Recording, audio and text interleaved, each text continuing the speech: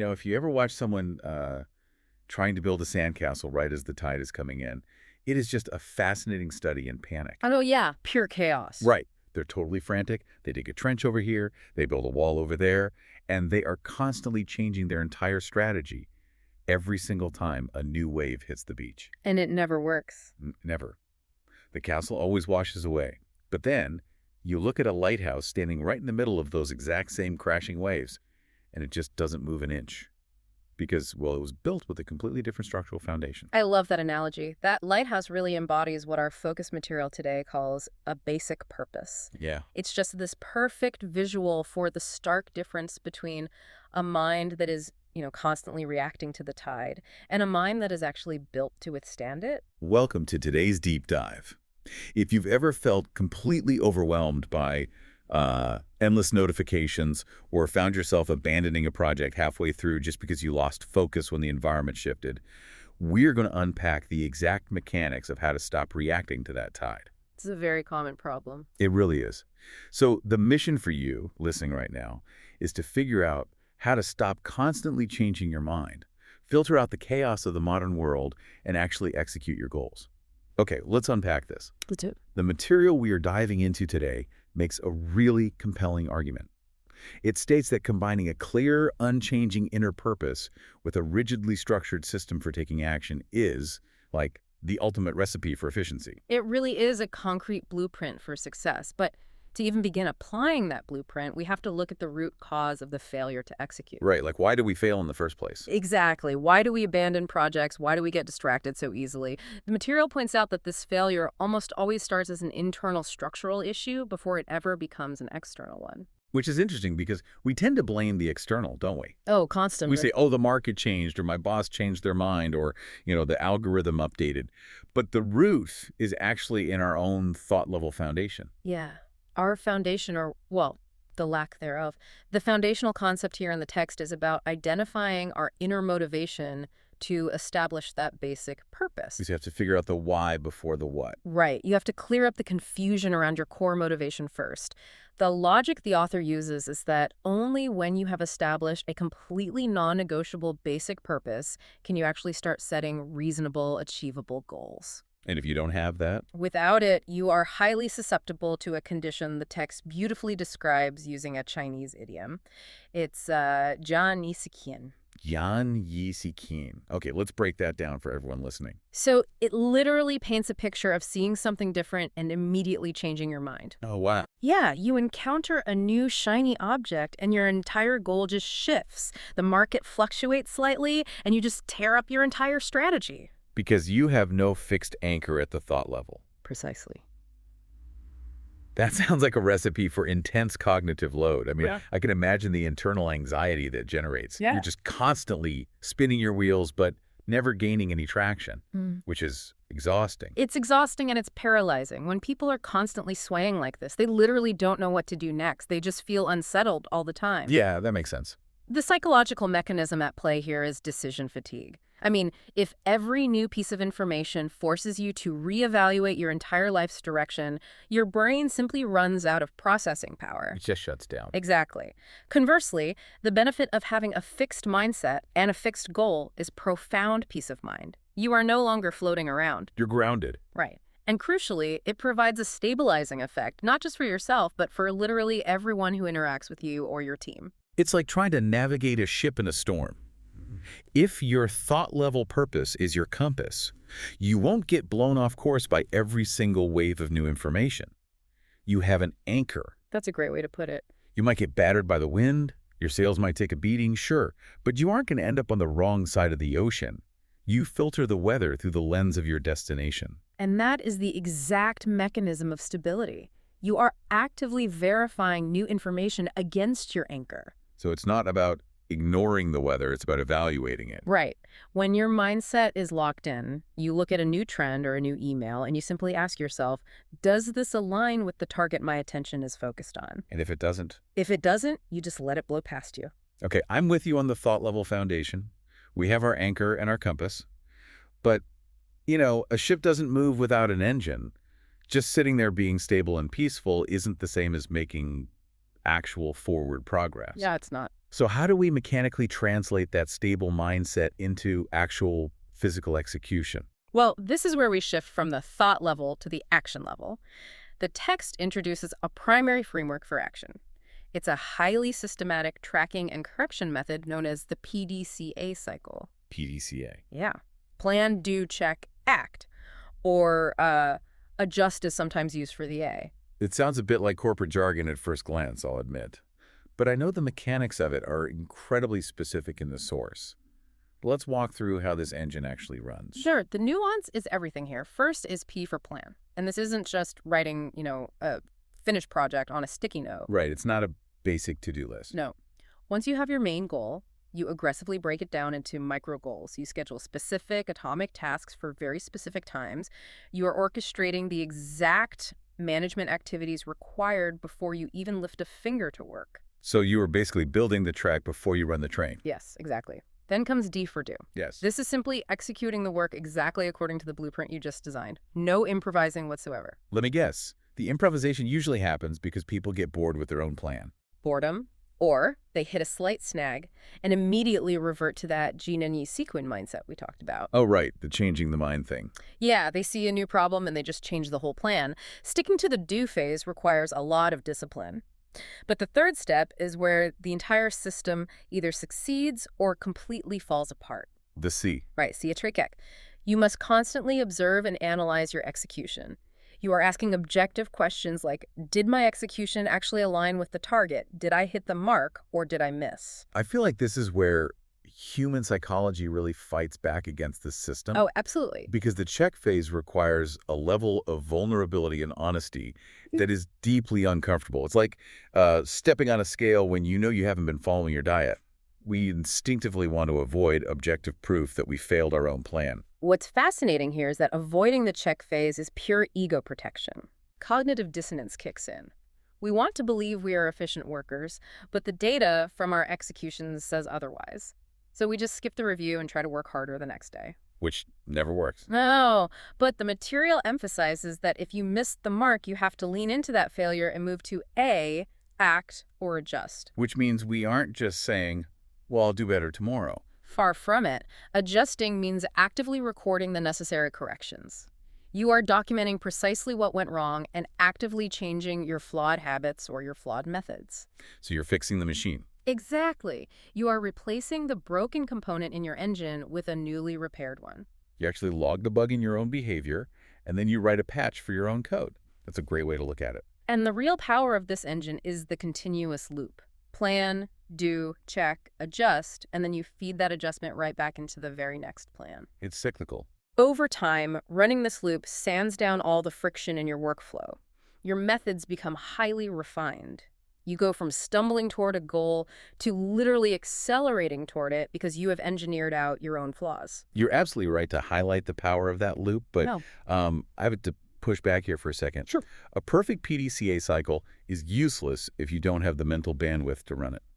If your attention is fractured, the cycle just breaks at the do phase. It does. So how do you, or I, or anyone listening, actually run a flawless execution cycle when our phones are buzzing every 5 seconds with a new email, a news alert, or a text message? We don't live in a vacuum. We live in an absolute blizzard of information. This raises a really important question, and it's one the author actually tackles head-on in the source. Okay, good. The material fundamentally agrees with you. The blizzard will destroy your PDCA cycle. So to execute effectively, we must master the art of subtraction. We have to actively, aggressively defend our attention. Defend our attention. I really like the active nature of that phrasing. It's not just about, passively ignoring things. It's about building a fortress. It's necessary for survival. The material argues that your clear goal, that anchor we established earlier, automatically acts as a filter. But you have to be completely ruthless about enforcing it. How ruthless are we talking? Well, the claim made here is that 99% of the information we encounter daily is completely useless to our basic purpose and actively drains our vital energy. 99%. I mean, that sounds hyperbolic at first glance, but honestly, when I look at the screen time report on my phone, it tracks. Right. A massive portion of my day is eaten by just passive consumption. The material provides some very specific, unapologetic examples of this. For instance, regarding media, the author explicitly states they do not even own a television. Yeah. No TV at all. None. The reasoning is purely mechanical. 99% of TV content is designed purely for killing time. It is passive consumption that does absolutely nothing to push you toward your goals. Now, I know someone listening right now is thinking, I can't just throw away my TV and live like a monk in a cave. And I don't think that's necessarily the requirement, right?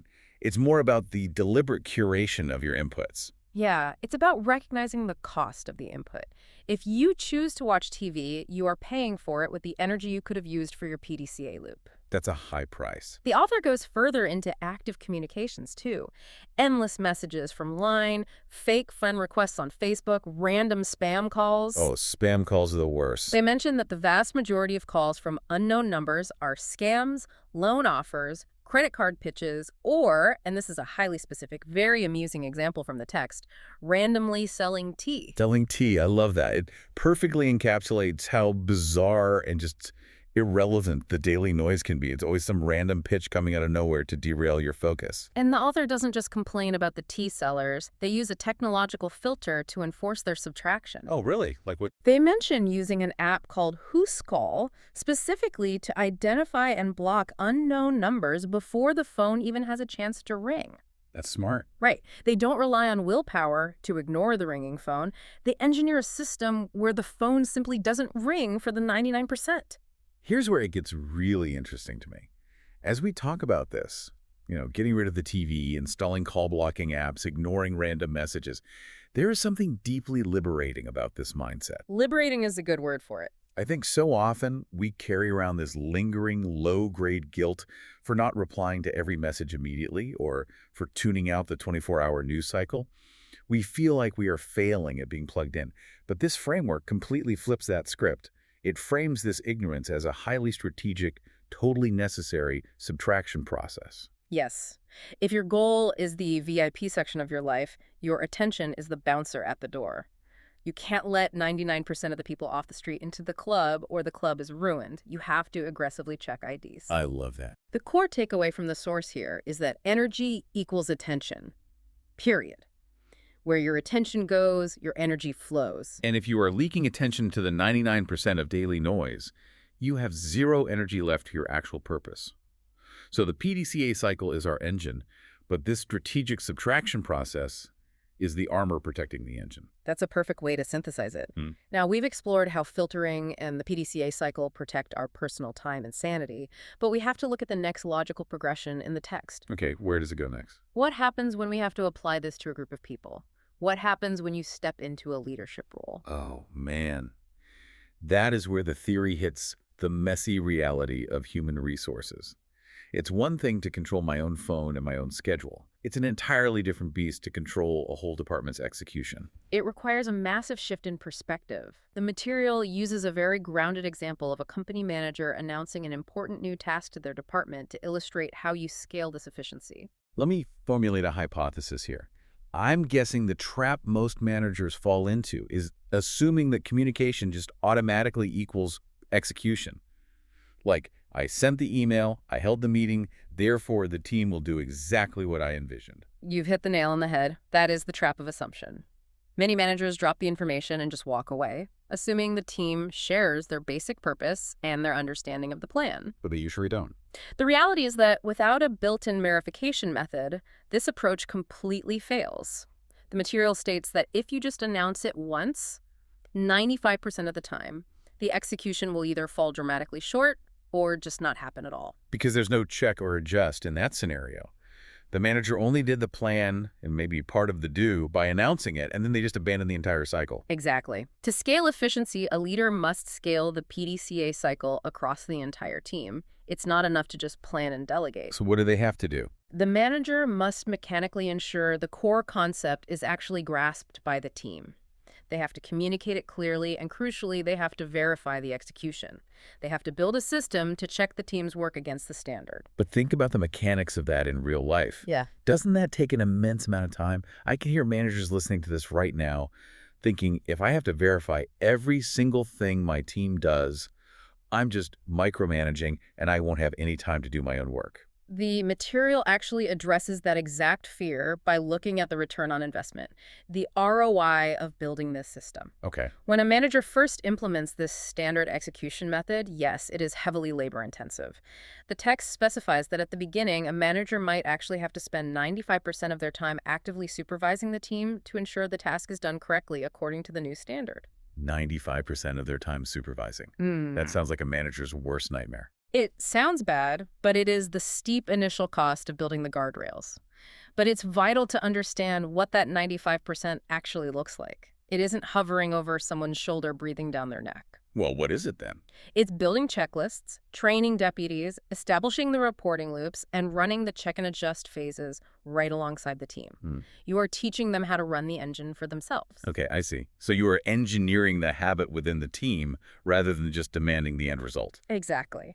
And here is the immense payoff. By ruthlessly sticking to that PDCA loop with your team, the flawed habits get permanently engineered out of the department. The machine gets fixed. Yes. Once the system is refined and the team understands how to self-correct, the dynamic flips entirely. Eventually, the material states that same manager will only need to spend 5% of their time to get the exact same highly successful result. Wow. From 95% supervision all the way down to 5%. That is the holy grail of management right there. The system eventually runs itself because the team has completely internalized the check and adjust phases. If we connect this to the bigger picture, the profound argument being made here is that organizing your own thoughts and your own actions is the absolute prerequisite to organizing others. You have to fix yourself first. You cannot effectively lead a team if your own mindset is suffering from Giannissi-Khan constantly shifting gears, or if your own attention is being hijacked by the 99% of useless noise. You have to build yourself as the lighthouse first before you can guide the other ships into the harbor. So what does this all mean? If we step back and synthesize everything we've pulled from this deep dive, it paints a very uncompromising picture of what actual productivity looks like. It really does. True success relies on two unshakable pillars. First, you need precise positioning at the thought level. You have to do the hard work of defining your inner motivation, your basic purpose, so clearly that you aren't swayed by the changing tides of your environment. You have to cure yourself of that constant mind-changing. You build the anchor. Right. And second, you pair that anchor with systematic management at the action level. You build the engine. You use the PDCA cycle, plan, do, check, adjust, to continuously refine how you work. You have to lean into the discomfort of the check phase to actually fix your flaws. That's the only way to improve. And, arguably, most importantly, you protect that engine with aggressive subtraction. You filter out the 99% of daily noise, the mindless TV, the scam call selling tea, the endless notifications, because your energy is simply your attention. Exactly. If you want to move forward, you have to act like that bouncer at the nightclub door, keeping your energy fiercely focused in the right direction, whether you are managing your own day or leading an entire department. It requires a fundamental shift in how you view the incoming data of your life. Every single piece of information, every notification is either fueling your engine or it's draining your battery. There is no neutral information. Fueling the engine or draining the battery, that is a brilliant way to evaluate the next thing that pops up on your screen. And I want to leave you, the listener, with a final thought to mull over, building on the mechanics of everything we've discovered today from the text. Let's hear it. We just spent a lot of time discussing how insulating yourself from the 99% of daily noise protects your attention.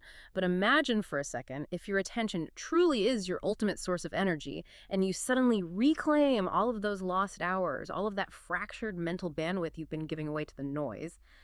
What seemingly impossible, massive 1% goal could you actually achieve with that newly freed reservoir of power? That is the question you need to ask yourself today as you look at your buzzing phone.